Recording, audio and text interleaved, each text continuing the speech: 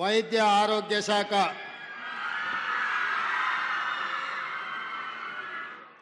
ఆధ్వర్యంలో మిత్రులు పెద్దలు బై క్వాలిఫికేషన్ వారు ఇంజనీర్ బై నేచర్ డాక్టర్గా ఈ శాఖను నిర్వహిస్తూ సుదీర్ఘకాలంగా ఈ శాఖలో పేరుకుపోయిన సమస్యల్ని పరిష్కరిస్తూ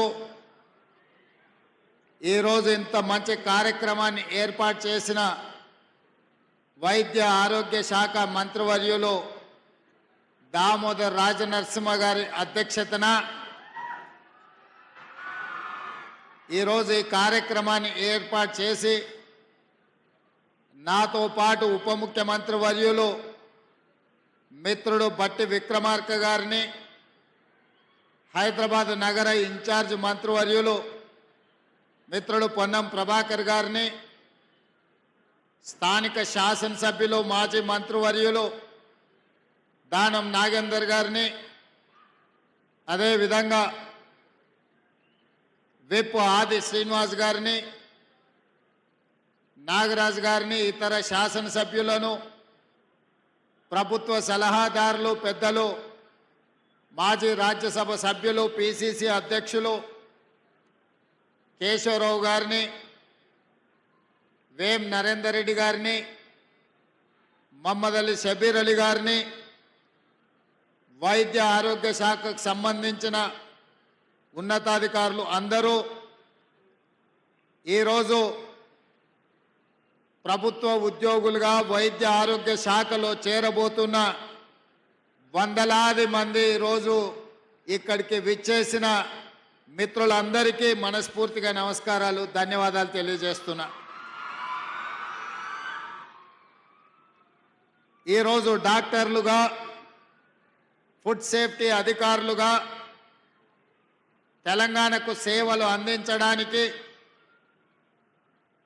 తెలంగాణ సమాజాన్ని ఆరోగ్యవంతమైన తెలంగాణగా మార్చడానికి, ఈరోజు బాధ్యత చేపట్టడానికి వచ్చిన మీరు, మీ కుటుంబ సభ్యులు, అదేవిధంగా దాదాపుగా 200 పైచిలకు అంబులెన్స్లను ఈరోజు తెలంగాణ జాతికి అంకితం చేసి, అదేవిధంగా ట్రాన్స్జెండర్లకు సంబంధించిన ఆసుపత్రులను ఏర్పాటు చేయడమే కాకుండా 16 నర్సింగ్ కాలేజీల ప్రారంభోత్సవం, 28 పారామెడికల్ కాలేజీల ప్రారంభోత్సవం, ముఖ్యమైన కార్యక్రమాలన్నిటిని కూడా ఇందిరమ్మ రాజ్యంలో ప్రజాప్రభుత్వం ఏర్పడి మొదటి సంవత్సరం పూర్తి చేసుకుంటున్న సందర్భంలో ఈ పండుగ కార్యక్రమాన్ని మనం అందరము ఏర్పాటు చేసుకోవడం జరిగింది.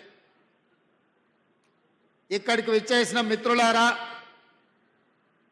తెలంగాణ రాష్ట్రంలో గత 10 సంవత్సరాలలో జరిగిన నిర్ణయాలు, నడిచిన విధానం మీరు కళ్ళతో చూసింది.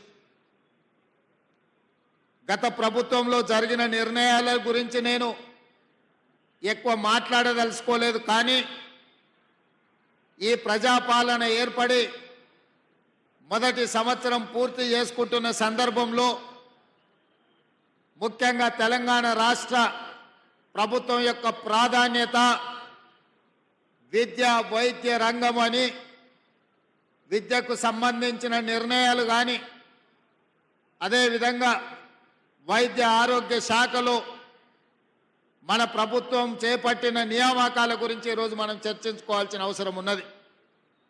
ప్రధానంగా పారామెడికల్ సిబ్బంది నుంచి మొదలు పెడితే 7,750 మందిని అధికారంలోకి వచ్చిన తొలి నాళ్లలోనే ఎల్బీ స్టేడియంలో వాళ్ళకు నియామక పత్రాలు అందజేసి సుదీర్ఘ కాలంగా ఒక దశాబ్ద కాలం నియామకాలు లేకపోవడం వల్ల నిరాశ నిర్లిప్తతతో ఒక దశలో కొంతమంది ఆత్మహత్యలే శరణ్యం అనుకుంటున్న సందర్భంలో ప్రజలెన్నుకున్న ప్రభుత్వం ప్రజా ప్రయోజన కార్యక్రమాలు చేపట్టాలని ఎల్బీ స్టేడియం వేదికగా 7,750 మంది వైద్య ఆరోగ్య సిబ్బందిని నియమించడమే కాకుండా ఇంకా 6,496 ఖాళీలను భర్తీ చేయడానికి పరీక్షలు పూర్తి చేసి తొందరలోనే ఇంకొక 6,500 మంది ఈరోజు వైద్య ఆరోగ్య శాఖలో నియమించాలని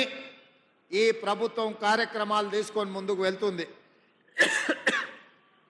ఈరోజు నియామకమైన డాక్టర్లు కావచ్చు, గతంలో నియామకమైన పారామెడికల్ సిబ్బంది కావచ్చు, రేపు భవిష్యత్తులో నియామకం కాబోతున్న వైద్య ఆరోగ్య శాఖ సిబ్బంది కావచ్చు, దాదాపుగా ఒక సంవత్సరంలో వైద్య ఆరోగ్య శాఖలో 14,000 మంది నియామకం స్వతంత్రం వచ్చిన నాటి నుంచి ఈ రోజు వరకు జరగలేదు అని చెప్పి నేను అధికారికంగా చెప్పదలుచుకున్నా. సంవత్సరం తిరిగే లోపల 14,000 నియామకాలు జరిగిన చరిత్ర ఏ రోజు కూడా లేదు. ఈ రోజు ఇంత అద్భుతంగా ఈ శాఖలో నిర్ణయాలు తీసుకున్నామంటే మీ శాఖ మంత్రివర్యులు పెద్దలు దామోదర్ రాజ నరసింహ గారు నేను చెప్పినట్టుగా బై ఎడ్యుకేషన్ వారి ఇంజనీరు, బై నేచర్ వారి డాక్టర్ కాబట్టి మీ సమస్యల్ని అవగాహన చేసుకుని నా దగ్గరకు వచ్చి ముఖ్యమంత్రిగా మీరు నిర్ణయాలు చేయాల్సిందే, నాకు సంతకాలు పెట్టాల్సిందే. వైద్య ఆరోగ్య శాఖ బలోపేతమైనప్పుడే తెలంగాణ ఆరోగ్యవంతమైన తెలంగాణగా ఉంటుంది. ఈ తెలంగాణ రాష్ట్రాన్ని ఆరోగ్య తెలంగాణగా మార్చడానికి మీరు అన్ని అనుమతులు ఇవ్వాల్సిందే అని చెప్పి వారు ఎంబడిబడి పనులన్నిటిని కూడా ప్రభుత్వం నుంచి సాధించుకున్నారు.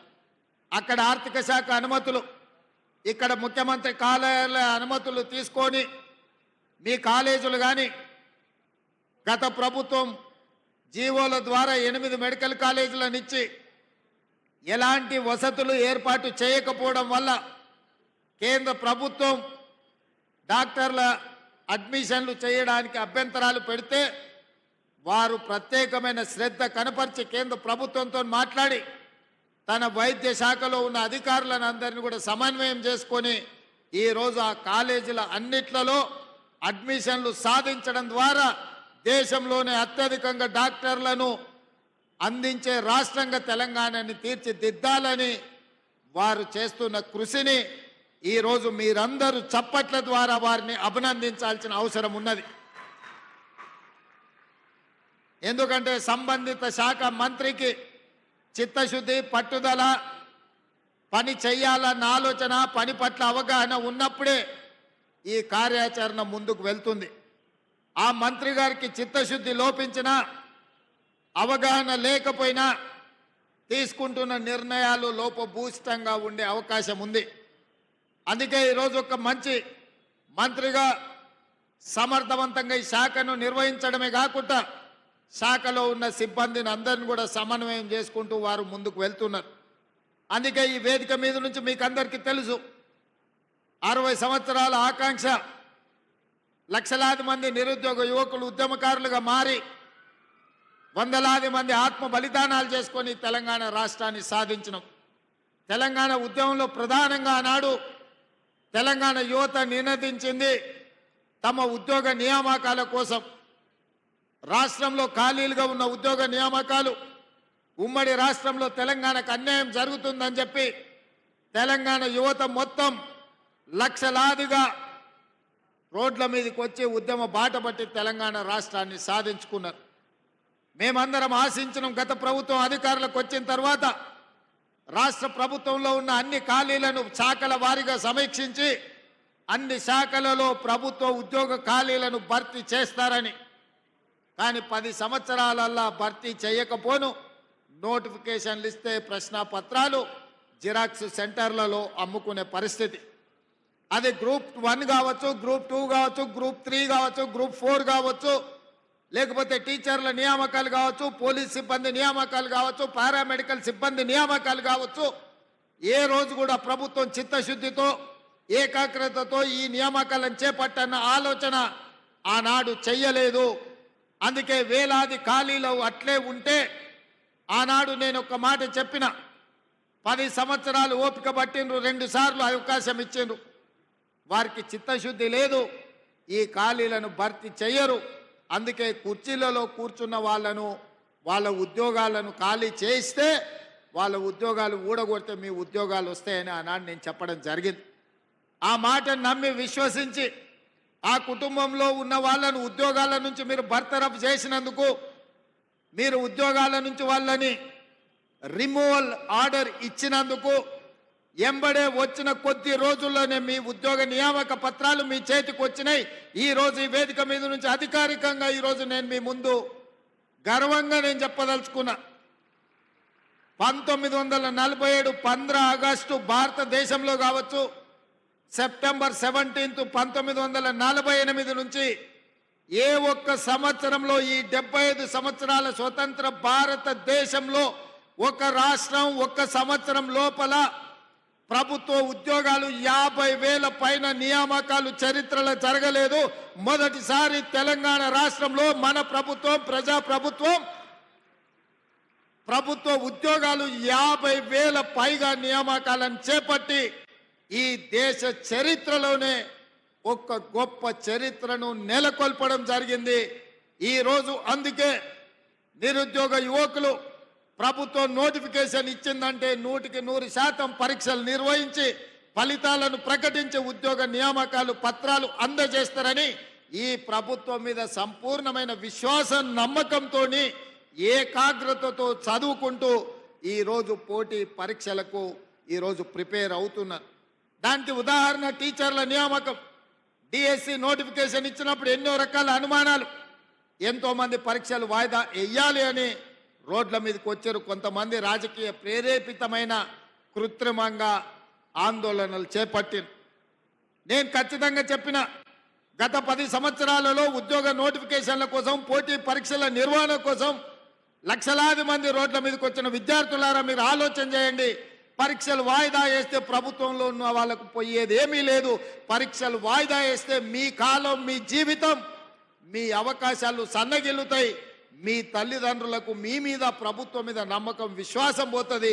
ఎందుకంటే గ్రామీణ ప్రాంతాల నుంచి వచ్చిన మీరు మీ తల్లిదండ్రులు రూపాయి కూడబెట్టి కోచింగ్ సెంటర్లకు పంపిస్తే 8-10 సంవత్సరాలు అశోక్ నగర్ చౌరస్తాల్లో, దిల్సుఖ్ నగర్ చౌరస్తాల్లో కోచింగ్ సెంటర్ల చుట్టూతో తిరిగితే మీ అత్యంత విలువైన యుక్త వయసు 21 సంవత్సరం పైబడి 35 సంవత్సరాల లోపు మనం జీవితంలో ఏం కావాలనో ఆ వయసు నిర్ణయిస్తుంది. మనం డాక్టర్ అవుతామా, లాయర్ అవుతామా, ఇంజనీర్ అవుతామా, ఐఏఎస్ అవుతామా, ఐపీఎస్ అవుతామా, లేకపోతే ప్రజాప్రతినిధి అవుతామా, ప్రజాసేవకుడు అవుతామా, వ్యాపారంలో రాణిస్తామా అనేది 21 సంవత్సరాలు పైబడి 35 సంవత్సరాల లోపు మన భవిష్యత్తు నిర్ణయం జరుగుతుంది. కానీ 14 సంవత్సరాలు పోటీ పరీక్ష కోసం 10-12 సంవత్సరాలు కోచింగ్ సెంటర్లలో తిరిగితే యుక్త వయసు కాల గర్భంలో కలిసిపోయినాక నిజంగా ఈ సమాజానికి మనం ఎలాంటి ప్రయోజనం చేకూర్చని వ్యక్తులుగా మిగిలిపోతే మన తల్లిదండ్రుల యొక్క బాధను, దుఃఖాన్ని అర్థం చేసుకోవాలి అని ఒక పట్టుదలతోటి గ్రామీణ ప్రాంతం నుంచి వచ్చిన నేను మీ సమస్యలు తెలిసి ఎవరు ఏమనుకున్నా, ఎవరు రోడ్డెక్కినా, ఎవరు అభ్యంతర పెట్టినా డిఎస్సి పరీక్షల్ని నిర్వహిస్తా అని చెప్పి 55 రోజుల్లో నోటిఫికేషన్ ఇచ్చి పరీక్షలు నిర్వహించి నియామక పత్రాలు 11,000 మందికి ఎల్పి స్టేడియంలో టీచర్లను నియమించిన అంటే అది ఈ తెలంగాణ నిరుద్యోగ యువకుల పట్ల ఈ ప్రభుత్వానికి, మంత్రివర్గానికి ఉన్న చిత్తశుద్ధి అని ఈరోజు నేను చెప్పదలుచుకున్నా. ఇవాళ 50,000 ఉద్యోగాలు ఇచ్చినామంటే ఇవాళ మా కుటుంబంలో మా మంత్రుల పిల్లలకు, మా ఎమ్మెల్యేల పిల్లలు మేము ఎవ్వరం ఉద్యోగాలు తీసుకోలేదు. 90% నాకు తెలిసినంత వరకు. ఇవాళ మేము 50,000 ఉద్యోగాలు ఇచ్చినామంటే ఈ తెలంగాణ సమాజమే మా కుటుంబం అనుకున్నాం. మీకోసం సేవ చేయడం ఒక గొప్ప అవకాశం అనుకున్నాం. నిరుద్యోగ యువకులకు, యువకులకు అవకాశాలు ఇవ్వడం ద్వారా వాళ్ళు జీవితంలో స్థిరపడాలి. ఈ దేశ ప్రయోజనాల కోసం, ఈ దేశ అభివృద్ధి కోసం మీరు ప్రయోజకులుగా మారాలి అని మేము చిత్తశుద్ధితో, ఏకాగ్రతతో పని చేసినాం. ఎంతోమంది తిట్టిండ్రు, ఏం పొయ్యకాలం ఈ ముఖ్యమంత్రికి పరీక్షలు వాయిదా వేయమంటే ఎందుకు వేస్తలేడు అని.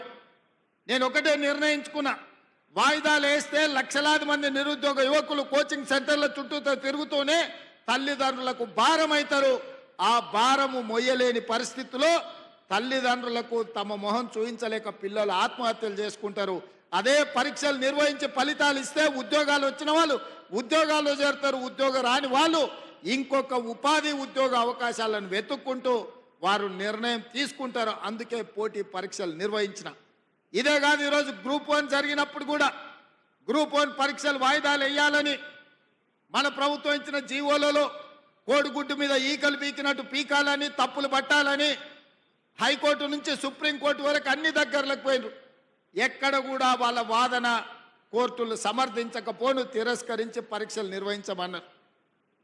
లక్షలాది మంది నిరుద్యోగ యువకులు గ్రూప్ 1 పరీక్షలకు ప్రిపేర్ అవుతుంటే పరీక్షలు నిర్వహించమని ధర్నాలు చేసిన వాళ్ళు పరీక్షలు వద్దు అని కృత్రిమమైన ధర్నా ఒక రాజకీయ పార్టీ ప్రేరేపించిన ధర్నా చేస్తే నథింగ్ డూయింగ్ అని గ్రూప్ 1 పరీక్షలు నిర్వహించడం, మెయిన్ ఎగ్జామ్స్ కూడా నిర్వహించడం. తొందరలోనే తెలంగాణ రాష్ట్రానికి 2011 తర్వాత గ్రూప్ 1 పరీక్షలే నిర్వహించలేదు. ఉమ్మడి రాష్ట్రంలో 2011లో గ్రూప్ 1 నియామకాలు జరిగితే ఇవాళ 2024కు వచ్చినాం. 13 సంవత్సరాల తెలంగాణ రాష్ట్రంలో గ్రూప్ 1 ఉద్యోగ అవకాశాలు నిరుద్యోగ యువకులకు రాలేదు.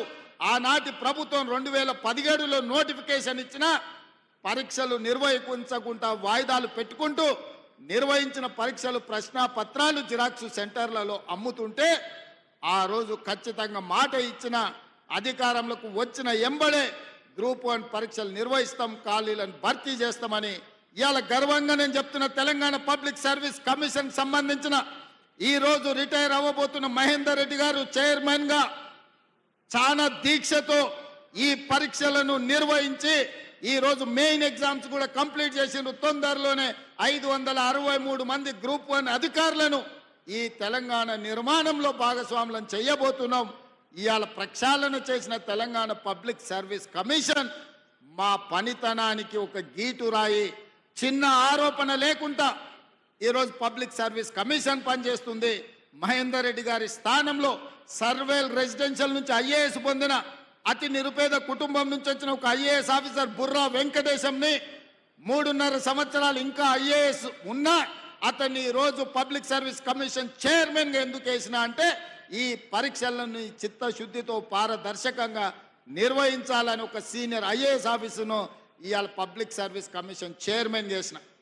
గతంలో ఐపీఎస్ డీజీపీ చేసిన అధికారిని వేస్తే ఈరోజు సీనియర్ ఐఏఎస్ అధికారిని వేసిన. మేము పొలిటికల్ రీహాబిలిటేషన్ సెంటర్గా మార్చదలుచుకోలే పబ్లిక్ సర్వీస్ కమిషన్ అంటే. పబ్లిక్ సర్వీస్ కమిషన్ అనేది ఒక ఉన్నతమైన సంస్థ, ఒక ఉన్నతమైన వ్యవస్థ. అక్కడ పనిచేసే వాళ్ళకు చిత్తశుద్ధి ఉండాలి, అవగాహన ఉండాలి, చదువు పట్ల శ్రద్ధ ఉండాలి. నియామకాలు చేపట్టే వాళ్ళను ఇవాళ వాళ్ళు పోటీ పరీక్షలకు ప్రశ్నపత్రాలు తయారు చేస్తే వాళ్ళకి చదువు ఉండాలి. గతంలో పబ్లిక్ సర్వీస్ కమిషన్ మెంబర్స్ ఎవరయ్యా అంటే ఆర్ఎంపీ డాక్టర్ను పెట్టినరయా. గ్రూప్ 1 ఎగ్జామ్ నిర్వహించేటోడు ఆర్ఎంపీ డాక్టరు, డిప్యూటీ తహసీల్దారు, ఇట్లాంటి వాళ్ళను పబ్లిక్ సర్వీస్ కమిషన్ మెంబర్స్గా గతంలో వేసారు. నేను తప్పు పట్టడం లేదు, కానీ సెక్షన్ ఆఫీసర్ కలెక్టర్ని సెలెక్ట్ చేయలేడు కదా. ఒక సెక్షన్ ఆఫీసరో లేకపోతే ఒక ఆఫీస్లో ఉండే అటెండరో ఆ జిల్లా కలెక్టర్ని నిర్ణయించాలంటే అతని అవగాహన, అతని చదువు, అతనికి అన్ని రకాల అవగాహన ఉండాలి కదా. అట్లాంటి గ్రూప్ 1 పరీక్షలు నిర్వహించే పబ్లిక్ సర్వీస్ కమిషన్లో సభ్యులుగా చిన్న చిరు ఉద్యోగస్తులను రాజకీయ పునరావాస కేంద్రంగా మార్చి ఆ పార్టీ సభ్యులను నియమించడంతో పూర్తిగా భ్రష్టు పట్టుపోయి ప్రతిష్ట దెబ్బతిన్నది పబ్లిక్ సర్వీస్ కమిషన్. కానీ మన ప్రభుత్వం వచ్చినాక పబ్లిక్ సర్వీస్ కమిషన్ కంప్లీట్గా ప్రక్షాళన చేసి ఉన్నత చదువులు చదువుకున్న వాళ్ళను, ఉన్నత హోదాలు ప్రభుత్వంలో నిర్వహించిన వాళ్ళను సభ్యులుగా చైర్పర్సన్స్గా నియమించడం ద్వారా ఈరోజు ఎలాంటి ఆరోపణ లేకుండా నిర్వహించగలిగినాము అని అంటే ఈ ప్రభుత్వం యొక్క చిత్తశుద్ధిని మీ ద్వారా తెలంగాణ సమాజానికి నేను చెప్పదలుచుకున్నా. అదేవిధంగా యూనివర్సిటీలకు సంవత్సరాల కొద్ది వైస్ ఛాన్సలర్లు లేరు. మనం వచ్చిన తర్వాత 10 యూనివర్సిటీల వైస్ ఛాన్సలర్లను నియమించడమే కాకుండా ఇవాళ యూనివర్సిటీలలో ఉండే టీచింగ్, నాన్ టీచింగ్ వేకెన్సీలను అన్నిటిని కూడా ఇవాళ ఫిలప్ చేయాలని ఆ వైస్ ఛాన్సలర్స్కు మనం ఈరోజు ఆదేశాలు ఇవ్వడం జరిగింది.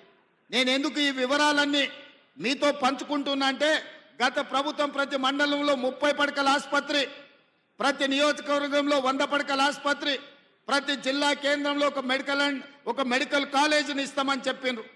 10 సంవత్సరాలైన మండలాలలో 30 పడకలు రాలే, నియోజకవర్గాలలో 100 పడకలు రాలేదు. మెడికల్ కాలేజీలు ఇస్తే అత్తాపత్తా లేదు. బోర్డన్ ఉంది, జీవోనన్ ఉంది, కానీ అది ఎక్కడుందో ఎత్తుకుతే ఎక్కడ కనిపించదు. అట్లాంటి అగమ్య గోచరం నుంచి విద్యాశాఖను, వైద్య శాఖను బయటికి తీసుకొచ్చి, విద్యాశాఖ స్వయంగా నేనే పర్యవేక్షిస్తూ, వైద్య ఆరోగ్య శాఖ పెద్దలు దామోదర్ రాజనరసింహ గారు పర్యవేక్షిస్తూ ఈరోజు ఈ మంచి నిర్ణయాలు తీసుకున్నాము. ఈ ప్రభుత్వం ముందుకు వెళ్తుంది. పేదలకు సేవలు అందించాలన్న లక్ష్యంతో ఈరోజు మన ప్రభుత్వం నడుస్తున్నది. నేను ఈరోజు గుర్తు చేయదలుచుకున్నా, ప్రతివాడు ఈరోజు ఆరోగ్యశ్రీ గురించి, రాజీవ్ ఆరోగ్యశ్రీ గురించి మాట్లాడుతూ, ఆనాడు ప్రభుత్వ వైద్యానికి వెళ్తే పోయినవాడు పోయినట్టే మళ్ళీ వస్తాడో రాడు అని సినిమాల్లో పాటలు పెట్టిను, నేను రాను బిడ్డో సర్కారు దవాఖానకు అని. అట్లాంటి పరిస్థితుల్లో డాక్టర్ వైఎస్ రాజశేఖర రెడ్డి గారు రాజీవ్ ఆరోగ్యశ్రీ తీసుకొచ్చి అపోలో, యశోద లాంటి కార్పొరేటు ఆసుపత్రుల్లో శ్రీమంతులు చేయించుకునే వైద్యాన్ని 2005-06 సంవత్సరంలో 2 లక్షల రూపాయలు ఉచితంగా రాజీవ్ ఆరోగ్యశ్రీ ద్వారా ప్రతి పేదవాడికి తండాలలో, గూడాలలో, మారుమూల పల్లెల్లో ఉండే దళితులు, ఆదివాసులు, గిరిజనులు, బలైన వర్గాలు, నిరుపేదలైన మైనారిటీలకు రాజీవ్ ఆరోగ్యశ్రీని అందించానాడు. పేదవాళ్ళను ఆదుకున్న చరిత్ర కాంగ్రెస్ పార్టీ. గత ప్రభుత్వం దాన్ని దెబ్బతీస్తే మేము వచ్చిన ఎంబడే ఈరోజు రాజీవ్ ఆరోగ్యశ్రీ ద్వారా 10 లక్షల రూపాయలు ఉచిత వైద్యాన్ని ఇవాళ తెలంగాణ పేదలకు అందిస్తున్నాం. ఇవాళనే మా అధికారులు నాకు సమాచారం అందించారు. సీఎం రిలీఫ్ ఫండ్కి మొదటి సంవత్సరంలో 835 కోట్ల రూపాయలు మేము ఖర్చు పెట్టినాం. ఇది చరిత్రలోనే రికార్డు. గత ప్రభుత్వం ఏ రోజు కూడా 450 కోట్ల కంటే ఎక్కువ ఖర్చు పెట్టలేదు రాజీవ్ మన సీఎం రిలీఫ్ ఫండ్లో. కానీ ఈ 11 నెలల్లో నేను ముఖ్యమంత్రిగా పేదలకు 830 కోట్ల రూపాయలు ఈరోజు సీఎం రిలీఫ్ ఫండ్ ద్వారా పేదల వైద్యానికి అందించిన అంటే ఇదందరూ మీరు అందించిన సహకారం, మీరందరూ అండగా నిలబడబట్టే ఈ గొప్ప నిర్ణయాలు మేము చెయ్యగలిగినము. అందుకే మిత్రులారా, రాజీవ్ ఆరోగ్యశ్రీ తెచ్చిన 104, 108 అంబులెన్సులు తెచ్చిన, ఎక్కడ ప్రమాదం జరిగినా మీరు ఒక్కసారి 108కు డయల్ చేస్తే మనకు అంబులెన్సులు ఏ మూలకైనా వచ్చేటట్టుగా ఏర్పాటు చేసింది ఆనాడు కాంగ్రెస్ పార్టీ. దాన్ని ఇలా కొనసాగిస్తున్నది కూడా కాంగ్రెస్ పార్టీ అన్న సంగతి నేను ఈరోజు చెప్పదలుచుకున్నా. అందుకే ఇప్పుడు చేసింది సరిపోదు, ఇంకా చేయాల్సింది ఉంది. నియామకాలే కాకుండా మౌలిక వసతులను పెంచాల్సిన అవసరం ఉంది. మాకు తెలుసు, మా విధానం చూస్తే మీకు అర్థమవుతుంది. మొదటి సంవత్సరం మేము చేసిన పనులను చూస్తే భవిష్యత్ ఏందో మీకు అర్థమవుతుంది. అందుకే ఈరోజు ఆడబిడ్డలకు ఆర్టీసీ బస్సులో ఉచిత ప్రయాణం అందించినాం. పొన్నం ప్రభాకర్ గారు నిర్వహిస్తున్న రవాణా శాఖలో ఇప్పటికీ 1,15,00,000 మంది ఆడబిడ్డలు బస్సు ఉచిత ప్రయాణాన్ని ఉపయోగించుకుంటే 3,800 కోట్ల రూపాయలు రాష్ట్ర ప్రభుత్వం ఆర్టీసీ కార్పొరేషన్కు కట్టింది. ఆడబిడ్డలు ఈరోజు ఈ రాష్ట్రంలో అమ్మగారింటికి వెళ్ళాలన్నా, ఆలయంలో అమ్మవారిని దర్శించుకోవాలన్నా ఆర్టీసీ బస్సులో అనా పైసా ఖర్చు లేకుండా ఆడబిడ్డలు ప్రయాణం చేసే అవకాశం ఈ ప్రభుత్వం ఇచ్చింది, మీ ప్రభుత్వం ఇచ్చింది. ఇంటికెళ్ళి అమ్మని అడగండి, ఆర్టీసీ బస్సులో అనా పైసా లేకుండా ప్రయాణం చేస్తుందో లేదో. ఇక్కడున్న ఆడబిడ్డలు కూడా ఈరోజు ఉద్యోగాలు వచ్చే వాళ్ళు ఆర్టీసీ బస్సు ఎక్కి ఇంటికి పోయేటప్పుడు చూడండి, ఎవరైనా మిమ్మల్ని ఒక్క పైసా అడుగుతారేమో. ఇది మా కమిట్మెంట్.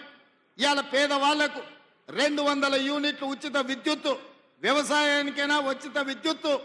మరి పట్టణాలలో ఉండే పేదలకు లేదా అంటే పేదవాళ్ళకు కూడా విద్యుత్తు భారం పడకుండా టీవీ పెట్టుకున్నా, ట్యూబ్ లైట్ వేసుకున్నా, ఫ్రిడ్జ్ పెట్టుకున్నా పేదవాళ్ళకి ఇబ్బంది లేకుండా 200 యూనిట్ల వరకు ఇవాళ పేదవాళ్ళకు ఉచిత వైద్యం అందిస్తున్నాం. 50 లక్షల కుటుంబాలు ఈరోజు 200 యూనిట్ల ఉచిత విద్యుత్తును ఈరోజు వాళ్ళకు అందుబాటులోకి వచ్చింది. 500 రూపాయలకు సిలిండర్ కూడా 50 లక్షల కుటుంబాలు ఈరోజు తెలంగాణ రాష్ట్రంలో వినియోగిస్తున్నారు. ఈ విధంగా రైతు రుణమాఫీ మొన్ననే పాలమూరు గడ్డ మీద రైతుల పండుగ చేసుకున్నాం. 21,000 కోట్ల రూపాయలు ఈ మొదటి సంవత్సరంలోనే మీరందరూ రైతుల బిడ్డలు మీ ఇంటికెళ్ళి మీ నాయనని అడగండి, రైతు రుణమాఫీ జరిగిందా లేదా. 2 లక్షల లోపల రుణం ఉన్న 25 లక్షల మంది రైతులకు 21,000 కోట్ల రూపాయలు వాళ్ళ ఖాతాలో వేస్తే వాళ్ళ ఖాతాలో కాసులు గలగల అంటుంటే కొంతమంది గుండెల్లో పిడుగులు పడ్డట్టుగా ఫామ్ హౌస్లో పండుకొని బాధపడుతున్నారు. వాళ్ళ బాధకు మందు లేదు. ఏదైనా మందు ఉంటే ఇక ఆ మందు జూపల్లి కృష్ణారావు గారు ఇవ్వాల్సిందే, వారు లేరు కానీ వాళ్ళ శాఖ ఇవ్వాల్సిందే. ఎందుకై బాధపడుతురు? రైతులకి ఇవాళ 21,000 కోట్ల రూపాయలు మొదటి సంవత్సరంలోనే 25 లక్షల మంది రైతులకు రైతు రుణమాఫీ చేసినాం. అదే కాదు, రైతు భరోసా సంక్రాంతి పండుగ తర్వాత ఖచ్చితంగా రైతులను ఆదుకుంటాం, రైతు భరోసా ఇస్తామని చెప్పి ఈ ప్రజలకు చెప్పినాం. మా మీద ఉన్న నమ్మకంతో రైతులు ఈరోజు పండుగ చేసుకుంటున్నారు. అంతకుముందు వరేసుకుంటే ఊరేసుకున్నట్టే అని చెప్పారు గత పాలకులు. కానీ మేమేమన్నాం, వరి వెయ్యండి, వరి పండించండి, సన్నాలు పండించండి, తెలంగాణ సోన పండించండి, తెలంగాణలో ఉండే అన్ని residential schools, hostel, Kasturba ration షాపుల్లో సన్న బియ్యం ఇస్తాం. పేదోడు బుక్కెడు బువ్వ తినాలి అంటే సన్న బియ్యం ఇవ్వాలి, సన్నాలు పండించండి, 500 రూపాయలు బోనస్ ఇస్తా అని నేను చెప్పిన. దేశంలోనే స్వతంత్రం వచ్చినప్పటి నుంచి ఏ రాష్ట్రం పండించనంత ఈ వానాకాలం 1,53,00,000 మెట్రిక్ టన్నుల వడ్లు పండించిన రాష్ట్రం ఈ దేశంలోనే తెలంగాణ ఉంది. 29 రాష్ట్రాలలో పంజాబ్ లాంటి రాష్ట్రం ఆంధ్రప్రదేశ్ కూడా తెలంగాణతోని పోటీ పడలేదు. 66 లక్షల ఎకరాలల్లో 1,53,00,000 వడ్లు మెట్రిక్ టన్నుల వడ్లు పండించిన చరిత్ర తెలంగాణది, తెలంగాణ రైతాంగానిది. అందుకే ఆ రైతులను ప్రోత్సహించడానికి వ్యవసాయం దండుగ కాదు, వ్యవసాయం పండుగ చేయాలి అని 500 బోనస్ రూపాయలు ఇచ్చి వాళ్ళ ఖాతాలో 5 రోజుల్లోనే బోనస్ పైసలు వేస్తున్నాం. ఒక ఆడబిడ్డ మహిళ కౌలుకు భూమి తీసుకున్నట్టు ఆమె చెప్పింది, సార్ రైతు బంధు ఇస్తే భూమి ఉన్న ఆయనకే పోతుంది, కౌలుకు నేను చేస్తే నాకు అప్పులు మిగులుతున్నాయి. ఈసారి రేవంత్ సారు బోనస్ ఇవ్వడంతో నాకు ఎకరాకు 30 క్వింటాళ్ళ వడ్లు వన్నాయి, ప్రతి ఎకరాకు 15,000 రూపాయల బోనస్ నాకు వచ్చింది. సంవత్సరానికి 2 పంటలు తీస్తే 1 ఎకరా కౌలు చేసుకుంటే కూడా వచ్చేదానికంటే అదనంగా నాకు 30,000 వస్తున్నాయని ఒక ఆడబిడ్డ కళ్ళల్లో ఆనందంతో చెప్తుంటే నాకు కడుపు నిండినట్టయింది. మంచి బిర్యానీ తింటే ఎట్లుంటుందో నాకు అంత సంతోషం వేసింది. అందుకే ఈ వేదిక మీద నుంచి రైతులకు నేను మాట ఇస్తున్నా, 10 సంవత్సరాలు ఈ ప్రభుత్వం ఉంటుంది. ఎవరు అడ్డం పండుకున్నా, ఎవరు నిలువు పట్టినా, ఎవరు కాళ్ళలో కట్టెబెట్టినా సన్న ఒట్లు పండించండి, 500 రూపాయల బోనస్ మీ ఖాతాలో పడుతుంది అని చెప్పి నేను ఈ వేదిక మీద నుంచి రైతాంగానికి నేను మాట ఇవ్వదలుచుకున్నా. ఏది చేసినా చిత్తశుద్ధితో చేసే బాధ్యత ఈ ప్రభుత్వాన్ని. ఇక మనకు వస్తారు కొంతమంది, వస్తున్నది అసలే సంక్రాంతి పండుగ. సంక్రాంతి పండుగ ముందర గంగిరెద్దులు వస్తాయి, దూడు బసవన్నలు వస్తారు, అమ్మకు దండం పెట్టు, అయ్యకు దండం పెట్టు, ఒంగొంగి దండం పెట్టు అని చెప్తారు. జోలేలో బిచ్చం పడంగానే మళ్ళీ దొరకకుండా పోతారు. ఇవాళ వచ్చేటోళ్ళు కూడా సంక్రాంతి పండుగ ముందలొట్టే దూడు బసవన్న లాంటి సన్నాయిలు ఎన్ని ఊదినా, గంగిరెద్దులను తెచ్చి ఎన్ని దండాలు పెట్టించినా వాళ్ళ లక్ష్యమంతా రేపు వచ్చే సర్పంచ్ ఎన్నికలలో ఓట్లే తప్ప రైతుల కష్టాలు కాదు, రైతులను ఆదుకోవాలన్న ఆలోచన కాదు. ఒక ఆయన ఢిల్లీలో 3వ అయిండు, 11వ సంవత్సరం రైతుల ఆదాయం 2 చేస్తా అన్నాడు. రైతు వ్యతిరేక నల్ల చట్టాలు తీసుకొస్తే 16 నెలలు ఢిల్లీ సరిహద్దుల్లో రైతులు యుద్ధం ప్రకటిస్తే 750 మంది చచ్చిపోతే నల్ల చట్టాలు వెనక్కి తీసుకొని ఈ రైతు జాతికే క్షమాపణ చెప్పిన ఆయన 3వసారి కుర్చీలో కూర్చున్నాడు. 10 ఏళ్ళు లేలిన ఆయన ఊరేసుకుంటే ఊరేసుకున్న ఆయన, ఫామ్ హౌస్లో వండుకున్న ఆయన ఈరోజు రైతుల గురించి మాట్లాడుతున్నారు. నేను అడుగుతున్న మా యువకుల్ని, మీలో నుంచి వచ్చిన వాడిని నేను, 10 నెలల్లోనే అద్భుతాలు జరుగుతాయా? 10 నెలల్లో చేయని పని ఏదైనా ఉందా? 10 ఏళ్ళు చేసిన ఆయన ఒకటైనా 11వ సంవత్సరం చేస్తున్నాయి ఇంకొక ఆయన. వాళ్ళిద్దరు కలిసి మనల్ని బద్నాం చేయాలని తిరుగుతున్నారు. ఈ బద్నాంను తిప్పికొట్టాల్సిన బాధ్యత మీదే సోదరులారా. ఎందుకంటే నేను పని మీద ఏకాగ్రత పెట్టిన, నేను పని ఆపి ఇటు తిరిగినంటే అందరు పని చెప్తా. కాకపోతే నేను పని ఆపితే రాష్ట్రానికి నష్టం జరుగుద్ది. ముఖ్యమంత్రిగా నేను నిర్ణయాలు చేయాలి, అధికారులను సమీక్షించాలి, మంత్రులను సమన్వయం చేసుకోవాలి. ప్రతి శాఖ నిర్ణయాలు తీసుకున్నప్పుడే తెలంగాణ రాష్ట్రానికి 4 కోట్ల ప్రజలకు ప్రయోజనం చేకూరుతుంది. అందుకే ఈ ప్రభుత్వాన్ని బదనాము చేసే వాళ్లకు కర్రు గాల్చి వాత పెట్టాల్సిన బాధ్యత మీ అందరిదని చెప్పి నేను విజ్ఞప్తి చేస్తున్నా. ఈ ప్రభుత్వం మీది, మీరు ఎన్నుకుంటే మీరు భుజాల మీద మోస్తేనే ఇవ్వాలని నేను ముఖ్యమంత్రి అయినా, దామోదర్ రాజనరసింహ గారు మంత్రి అయినరు, పెద్దలు విక్రమార్క గారు ఉప ముఖ్యమంత్రి అయినరు, మాకందరికీ కుర్చీలు వచ్చినాయి. మీరు ఎన్నుకున్న ప్రభుత్వాన్ని కాపాడుకోవాల్సిన బాధ్యత కూడా మీదే సోదరులారా. ఈ ప్రభుత్వం మా కష్టంతోనే వచ్చిందని నేను చెప్తలేను. మా తలరాతలు మార్చి మాకు ఇంత పెద్ద బాధ్యత ఇచ్చింది మీరే. మా తలరాతలు మార్చిన మీరు ఈరోజు ఈ ప్రభుత్వం మీద జరుగుతున్న విష ప్రచారాన్ని తిప్పికొట్టాల్సిన బాధ్యత కూడా మీదే. ఎందుకంటే మేము పనిలో నిమగ్నమై ఉన్నాం. తప్పుడు ప్రచారాలను ఎదుర్కోవాల్సిన బాధ్యత మీ మీదనే ఉన్నది. అందుకే ఈరోజు వీడికి రాకపోయినా రాష్ట్రం నలుమూలలో ఈ కార్యక్రమాన్ని చూస్తున్న శ్రేణులకు, తెలంగాణ ప్రజలకు నా విజ్ఞప్తి ఒక్కటే, ఈ మొదటి సంవత్సరం పండుగల్లో పాల్గొనండి. నేను ఒకటే మాట గత ముఖ్యమంత్రి గారిని అడగదలుచుకున్నా. 10 ఏళ్ళు ఉన్నావు, జయ జయ హే తెలంగాణ అనే గానం తెలంగాణ జాతికి నువ్వు అంకితం ఇయ్యలేకపోయినవి, ఇది ద్రోహం కాదా అని నేను అడుగుతున్నా. 10 సంవత్సరాల అధికారంలో ఉన్న నువ్వు సచివాలయంలో తెలంగాణ తల్లి విగ్రహాన్ని పెట్టాలన్న ఆలోచనే రాలేదు. బుద్ధుని పక్కన నీది పెట్టుకోవాలనుకున్నావు, కానీ సచివాలయంలో తెలంగాణ తల్లి విగ్రహం పెట్టాలన్న ఆలోచన నీకు రాలేదు. 10 ఏళ్ళైనా నువ్వు పెట్టలేదు. ఇవాళ మేము పెడుతున్నాం కదా డిసెంబర్ 9 నాడు అని నేను చెప్తున్నా. అందుకే ఈరోజు తెలంగాణ ప్రజల కోరిక, తెలంగాణ ప్రజల యొక్క ఆకాంక్ష గత ప్రభుత్వం ఎప్పుడు నెరవేర్చలేదు. అది ఉద్యోగాలు కావచ్చు, లేకపోతే రైతుల సమస్య కావచ్చు, తెలంగాణ సంస్కృతిని భద్రపరచడంలో కావచ్చు, వాళ్ళ వైఫల్యం చెందినరు. వాటన్నిటినీ సరిదిద్దుకుంటూ ముందుకెళ్తున్నాం. డిసెంబర్ మహిళలకు సంబంధించి వరంగల్లో కార్యక్రమం చేసుకున్నాం. రైతులకు సంబంధించి మహబూబ్ నగర్లో కార్యక్రమం చేసుకున్నాం. నిరుద్యోగ యువకులు విద్యార్థులకు సంబంధించి రేపు పెద్దపల్లిలో చేసుకోబోతున్నాం 4 తారీఖు నాడు.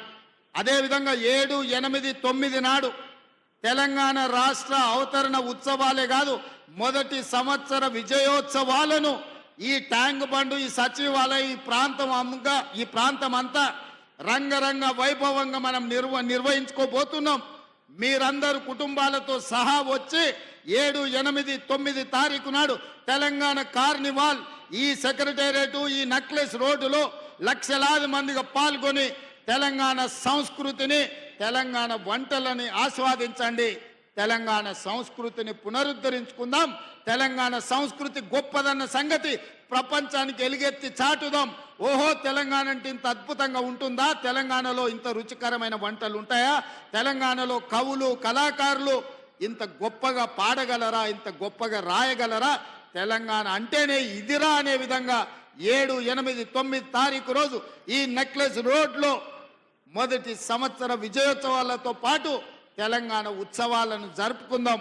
డిసెంబర్ 9 నాడు తెలంగాణ తల్లిని మన జాతికి అంకితం చేద్దామని మీ అందరికీ తెలియజేస్తూ మీ అందరి దగ్గర సెలవు తీసుకుంటున్న మిత్రులారా, ధన్యవాదాలు.